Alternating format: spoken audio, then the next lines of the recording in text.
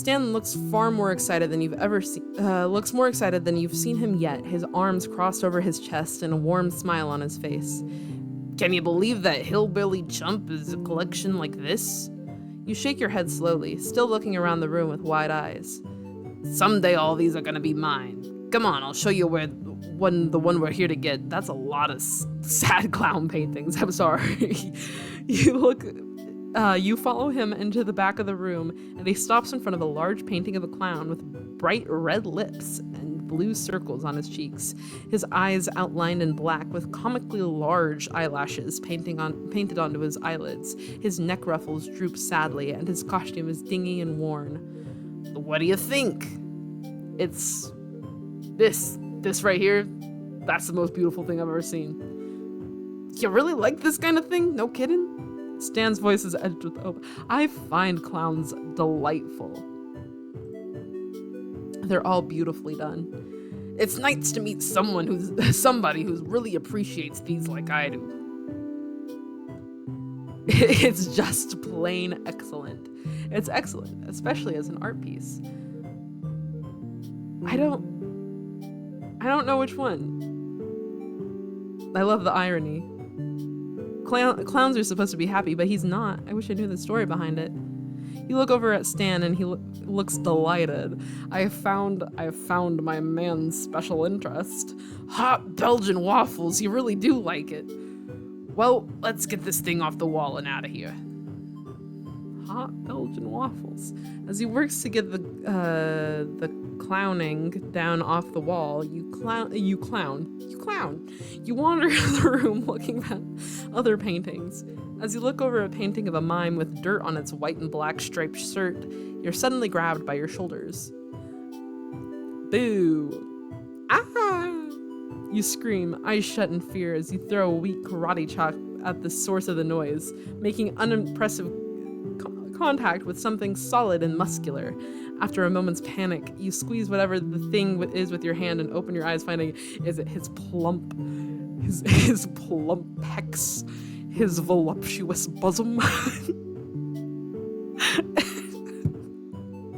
I need to leave. Was that supposed to hurt me? Stan's arm and shoulder. Boy, he's really packing some heat there. Wow. He laughs, apparently very pleased with himself for scaring the absolute life out of you. You need those boxing tips even more than I thought. You couldn't defend yourself from a fly with moves like that. I got the moves like Jagger. You laugh shakily, and then you realize you're still feeling up Stan's arm. Yes, hell yeah. He looks pretty muscular, you know? In that like soft way. The soft muscles, I love the soft muscles. Sorry about that. You pull your hands away a bit too fast, and he chuckles, blushing all the way up to his ears. No problem, kid. He clears his throat, and the silence between you begins to grow awkward before it's interrupted. Upstairs, in what is supposed to be an empty house, you hear footsteps crossing towards the door to the basement. Shit, we gotta leave, man. Stan apparently hears them too, a sudden series of expressions crossing his face from shock to confusion to terror, and finally setting on indignation. He quickly takes you by the arm, whispering harshly in your ear as he drags you towards the entrance of the clown room. As soon as he comes in here, shut the door and I'll shove these boxes in front. You nod, and just as a line of light from the top of the stairs blooms into a wide swath, you and Stan duck behind a wall near the door to freedom, one corner of the stolen painting poking you uncomfortably in the ribs. Who's down there? Slippered feet come down the wooden steps ahead of you, and when their owner notices the light on, he holds something long and gun-shaped out in front of himself. Pines, if it's you, I swear to God, I'm really gonna shoot you this time. Gun-shaped? Gun-shaped? Gun? Stan nudges you, jabbing a thumb towards the door leading outside, and jerks his head toward it. We're fine. You take a step out from behind the wall, take Stan's hand in your own, and pull him into a jog, and then a run, the two of you scrambling up the concrete steps out into the cool night air as a voice swears behind you. Stan kicks the door shut on his way out, and there's a startled yelp behind you as it makes contact with the owner of the house. There's more swearing, but you lose it behind you as you run, flashlight in one hand and Stan's hand in the other. When you reach the tree line, you part and maneuver your way through bushes and brambles, Stan crashing through them right behind you. As you run, a deafening gunshot goes off behind you and you realize you're being chased. Holy smokes! Run for it, Stalty! The noises get closer, close enough that you can hear your pursuer swearing continually and loudly. Be gay, do crime, here we go, yeah! You slow a bit, flashing your light behind you and raising the beam to find the distant but visibly enraged face of a man with a rifle in his hands. Oh my god. Acting on pure instinct, you fling the flashlight in the direction of the angry man and take off running again. After a moment, the man cries out, and the sound of pursuit fade with one final cry. Damn you, Pines! Stan cackles. Sounds like you hit him. Oh, sounds like you hit him, sorry. You reach the Stanmobile first, sliding into the passenger seat as Stan slips his new clowning into the back seat before joining you in front. Both of you panting and huffing, Stan hurriedly starts the engine and pulls off. There was no evidence that it was us. Just keep quiet and no one will ever question you. Sheriff Blubbs and Deputy Derlin, they're incompetent. They'll never find us. At the next driveway, he does the fastest 3-point turn you've ever seen. At the next driveway? Oh, whatever. You've ever seen in your life, and then peels off down the gravel road and screeches out onto the highway. Stands quiet for a second before letting loose into wild, triumphant laughter. I thought he was gonna catch me that time for sure. Did a man just shoot at us? Stan nods, still chuckling and apparently pretty pleased he didn't get hit. He lets out a long, loud sigh, his white-knuckled hands at 10 and 2 on the steering wheel. Yeah, that was... Holy moly. You okay, Salty? I think I want to head back now. That was a lot. Yeah, a little shaky, but I'm good. I'll let you know when I find out. I'm good. I'm good. I'm ride or die. I'm great. He pulls back out onto the highway, back in the direction you came from, and he lapses into a comfortable silence. After a while, he starts humming along with the radio, and, knowing the song this time, you hum along with him. Gravity Falls' welcome sign passes by again, but the route Stan's taking doesn't seem to lead back to the shack. Instead, you come to a stop outside rows and rows of used cars. A car dealership. Little Gideon? Little Gideon? Stan slides out of the car, withdrawing something from a pocket within the breast of his jacket. Once you get out and around to the front bumper, you can see that it's a cigar. You mind if I smoke? You should really quit that. Yeah, actually, sorry. Fuck. You see, because, like... yeah, it's fine. It's fine. Go ahead. Thanks. I don't like smoking around the kids, you know. I'm already a bad enough influence. He chuckles and withdraws a pack of matches from his pocket, and his face is bathed in the light of the flame. From your place a ways down the road, Stan surveys the lot, eyes sweeping back and forth until they land on what looks to be a fuse box under the dark overhang of the roof on the far side of the dealership. What are we getting? New drive belt, some spark plugs, a couple other things I can't remember the name of and aren't worth explaining. It won't take all night though, right? He shakes his head, taking a long drag from the cigar, smoke rolling off his lips and into the night. Cigarettes and cigars are aesthetically pleasing to look at in art and pieces like that, and they like kind of look cool, you know? In real life, awful. They're stinky and they make me cough, okay? You lean back against the front bumper of the car next to him and stuff your hands into your pockets. There isn't much light pollution around here, so the stars are bright and numerous above. Provided your car gets fixed up, this might not turn out to be such a bad trip. You take a deep breath in through your nose, the smell of sweet, heady cigar smoke and crisp night air filling your lungs. So, how are we doing this? We got to get rid of the lights. I doubt Bud's clever enough to have night vision cameras. Oh, we're stealing the car parts. How did I not get that before? I thought that we were done with the stealing after we got the paintings. But our night of crimes continue. He laughs a little as he speaks, smoke blowing out into the night with each individual laugh. Ha ha ha! But we cut the power to the whole place and the cameras are gonna be gone anyways. So we cut the power, find a car with the same make and model as yours, and I dig out the parts that your car needs. An hour, maybe an hour and a half, tops. I can get the lights.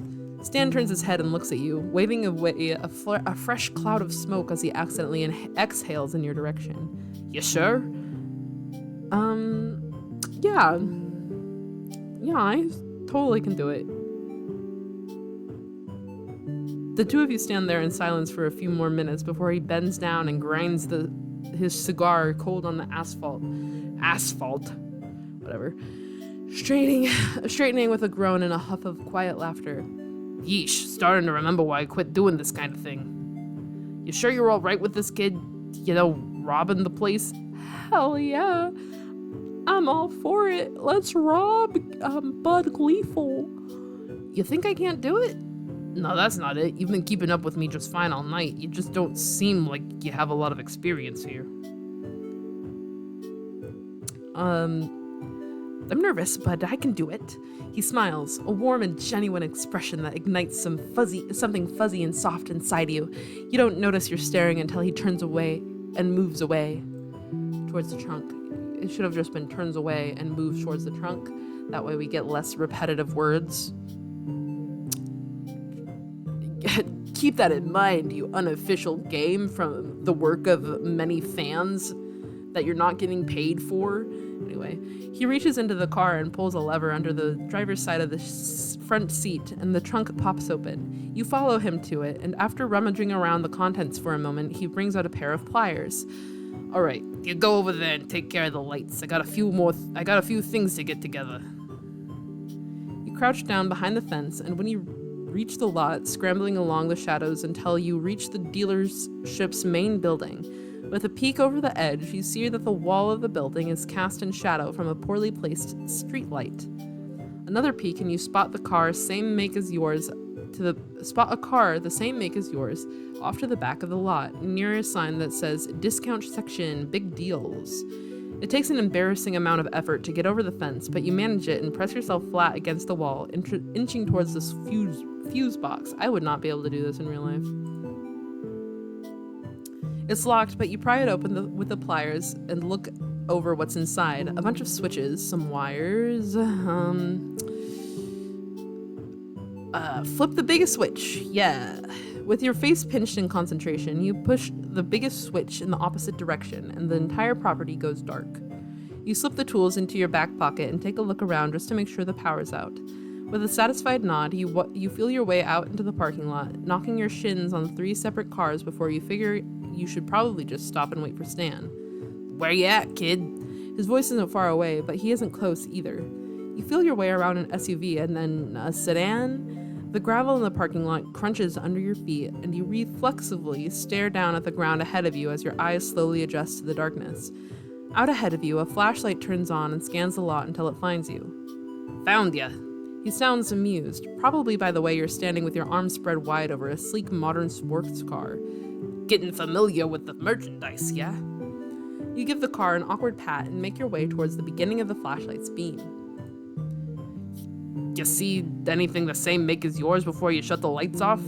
Yeah, there's one back in the discount section. It's kind of insulting now that you think about it, actually. He hands you the flashlight when you reach him, and you start slowly back towards the discount cars. Discount. Your car it's a classic. It's usually extremely reliable. To be perfectly honest, it's not even your fault that it's in the state it's in. It was Ford and his whatever it is. You're deep in salty thoughts when hands suddenly grip your ribs on either side. Sir, you are being too forward. Gotcha. Ah! You scream and throw back an elbow at whatever's got a hold of you, and you hear Stan yelp and fall on a clatter of kicked gravel and metal clinking together. Dude is totally into me. He wouldn't be grabbing me all over the place if he wasn't interested in me. Yeah. I've definitely been flirted with before, so I definitely know. He scared you again. Can you stop it? That's not funny. Oh wow, I really got you that time. Holy smokes, kid. You turn the flashlight to where you heard him fall, and you find him with a hand cupped over his face, blood dribbling out from between his gloved fingers. Yeah, I kinda deserved that one. Oh shit, I'm really sorry. Nah, I'll be alright. Just help me up. You tuck the still lit flashlight into your back pocket for a moment, reaching down and finding his hands in the dark to pull him up.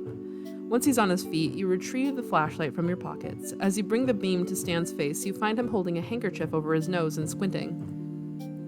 He's apparently brought a backpack with him and is sitting on the ground right behind him, where he's presumably dropped it when you elbowed him.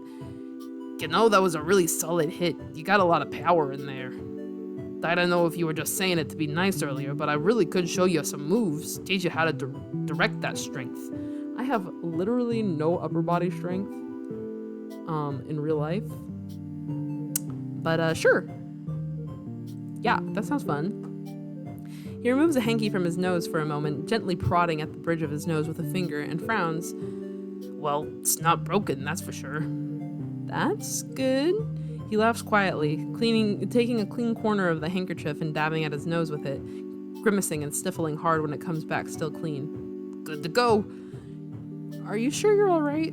Yeah, of course. I've gotten worse beaten than that. Believe me, I once had to chew my way out of the trunk of a car. His face is flushed from the sudden injury, but he does look otherwise okay, so you sigh and plant your hands on your hips. Let's finish this. He reaches out towards you, then catches a glimpse of blood and reconsiders, wiping his gloves as clean as he can with a hanky. When you reach the car you spotted earlier, he pops the hood. Can I just say that now he's got blood on the scene? There's blood on the scene. We're screwed. Except that it's Deputy Derlin and Sheriff Blubbs, so I don't think that they would even think to try to do DNA. So, whatever. He pops the hood and drops his pack onto the ground next to the bumper, unzipping it to reveal a jumble of various wrenches and tools. All right, hold the flashlight steady on the engine and keep an eye out. Watch him work just for a minute. Keeping a lookout is definitely important, you think, as he rolls up his sleeves and exposes sturdy, well-muscled forearms. Wow. His gloved hands take deliberate, practiced movements without hesitation, zeroing in on the spark plugs immediately. He bends over the front of the car, his jacket riding up his back as he stretches to grab a deeply set part, and you catch one glimpse of skin before you hastily turn your attention back to the lot in front of you. Now we're getting steamy. Now we're getting somewhere.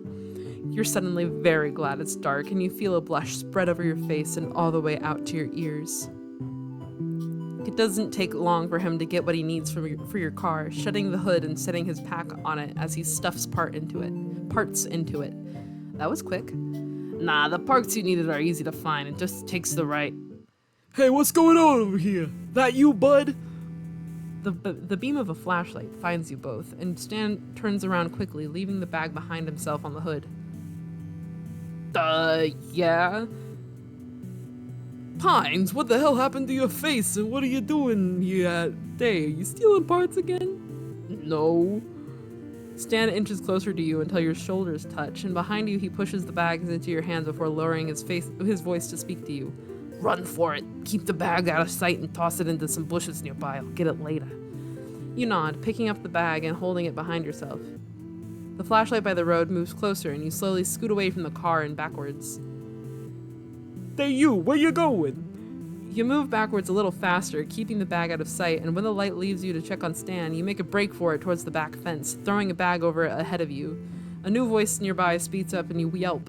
Hey, where are you going, burglar? You're under arrest for burglary. There's a shout from Stan behind you and a heavy thud, and one of the car alarms starts squealing.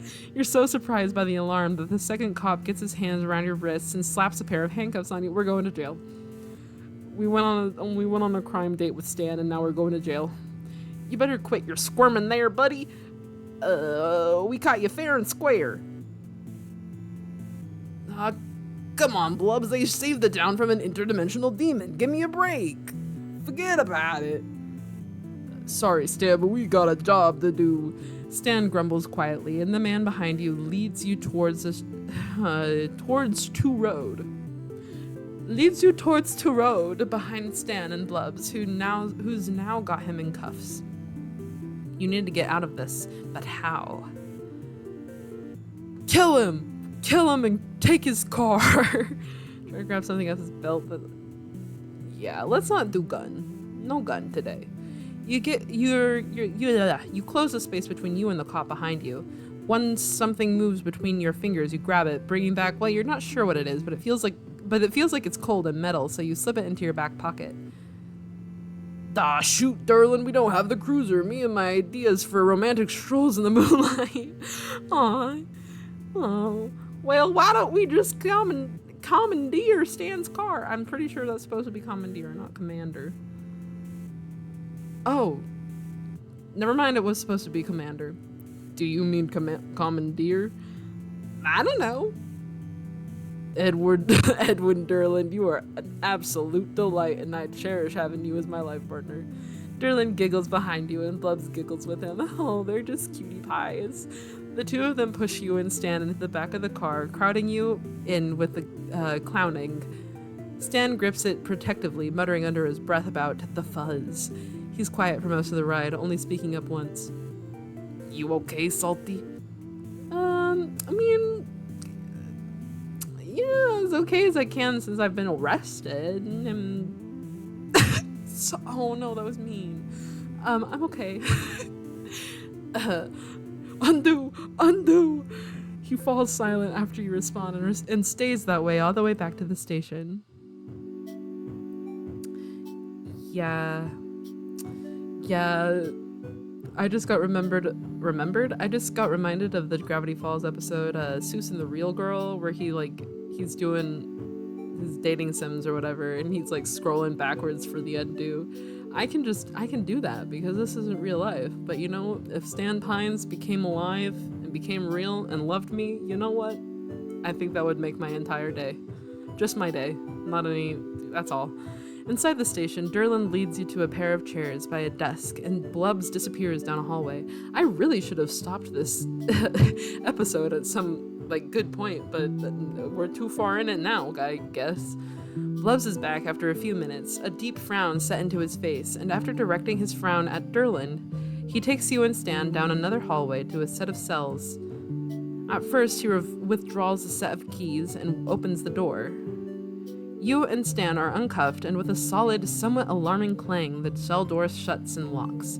The two of you better get comfortable. We'll get your prints in the morning. Stan grumbles, settling down onto one of the provided bunk beds, and he sits down on the one next to it, facing him. He peels off his gloves, tucking them inside out into his pocket, and fiddles with a loose thread on the thin wool blanket on the bunk bed. Through the door at the end of the hallway, you hear Derland say something about fancy black finger paints to Blubs. Oh, like the ink, yes.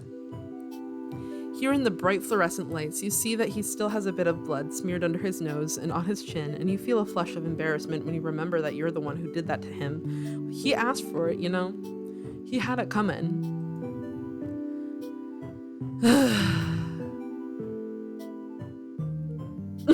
I can't wait to see how everyone back home reacts when they find out I've been arrested. How are we gonna get out of here? Stan shrugs, crossing his arms over his chest and flopping back onto the mattress. Don't think we can, kid. I'll see if I can convince them that you got hypnotized with something and they're coming along with me. Keep you out of trouble. Excuse me? Oh my gosh. Listen, if you're going down for this, then so am I. He laughs quietly, propping himself up on his elbows. You don't want to get in trouble with the law, kid. Trust me, this isn't my first time spending the night in jail, not by a long shot. That's rough, buddy. Yeah, well, so it goes. This won't be so bad compared to 5 years in Colombian prison. There's a story behind that, but he doesn't look like he wants to tell that at the moment. Anyway, the only way we're getting out of here is with the keys. Then we could just slip out of the window or something. You think for a moment, stuffing your hands in your pockets, and suddenly remember the thing you grabbed off the second cop, Derland. Oh, wait! You jump to your feet and dig into your back pocket, withdrawing the small metal thing you stole to find out that it's a set of car keys on a plastic keepsake photo fob. Stan's not looking, staring down at the floor of the cell instead, but you think you know what to do with these. You go up to the bars of the cell looking for Durland. Hey, can you hear me out there? You dropped your car keys. A faint discussion in the other room stops, and a moment later, Durland comes into view. Where'd you get my keepsake key fob? I've been looking for that. You hold it out through the bars with both hands. As he reaches for his key fob, you reach out to his belt with your right hand and unclip the ring of keys from his belt. He doesn't notice, because he's dumb, he's stupid. The only thing in his brain is Sheriff Blubs. Durland thanks you for returning his key fob and gives both you and Stan a scrutinizing stare before heading back down the hallway and into the door and through the door. You hold the keys out in front of yourself and jingle them triumphantly. Look what I got off of Durland. Stan stares at you and at your hands in disbelief, then at you, then at the keys, and back at you again before laughing incredulously. You sure you don't have experience with this kind of thing? Stan takes the keys from you, looking them over in his palm. He smiles up at you, then looks down at the keys and covers his mouth with his hands, dragging it down over his chin. I can't believe I've been shown up by a tourist. Well, get used to it, buddy, because I've got skills. A very particular set of skills. He looks proud, smiling up at you like you had just handed him $1 million. Well, what are we waiting for? Let's get the heck out of here.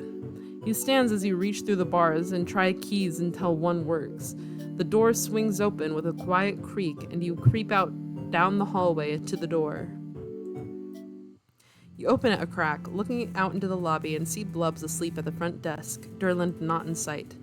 Slowly, you pull the door open and move into the lobby. Stan taps your shoulder and whispers low.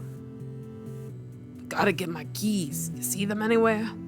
You glance around and spot them next to where Blubs is asleep, drool pooling on the table. Shoot. Crossing your fingers for luck, you sneak over to the desk and reach down to grab them when suddenly Blubs stirs and mumbles, Dang, Bigfoot, stealing my shoes, stretching all my shoes. Stan snorts behind you, and you manage to suppress a laugh as you pluck the keys away. Wait, hold on! Stan disappears into another room, and you're stunned, wondering what the hell he could be doing right now that's more important than escaping. Before you have the chance to call him something you might regret later, he reappears in the doorway with a troublesome clown painting under his arm. Seriously? Duh! Alright, let's roll! Slipping out with only a click of the station door closing behind you, you and Stan climb into his car and escape into the night, and Blubs and Durland will not question it, and they will not care, and they will see Stan in the morning and be like, well, what can you do? Because that's just how they are. After stopping by Bud's dealership to pick up the hidden backpack, you and your partner in crime head back to the shack in comfortable silence. You'd feel tired if it wasn't for the adrenaline. You carry the backpack inside while Stan brings the clowning in the briefcase, setting both on the kitchen table. I'd call that a successful night. Even though we got arrested, so would I. And fun, too. You grin over at him and realize in the bright kitchen light that he's still got blood on his nose. How do you keep forgetting? You're the one who elbowed him, after all. Come here. You pull one of the chairs out from under the table, gesturing for him to sit down. Whoa, we've changed art styles. Whoa. He looks a bit wary, but obeys. The chair's ancient metal frame creaking under his weight. We had to make him super manly.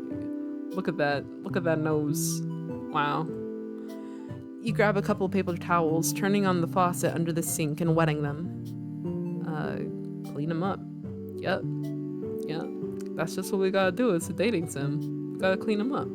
Mentally steadying yourself, you hold the side of his face and neck in your hand. With gentle pressure, you guide his head to tilt him back until he's lit up fully by the overhead light. You feel him blush under your hand, his skin heating up, and he seems too surprised to protest or even speak as you wipe the now dried blood from his face. Oh shit, you know what I should do? Hold on.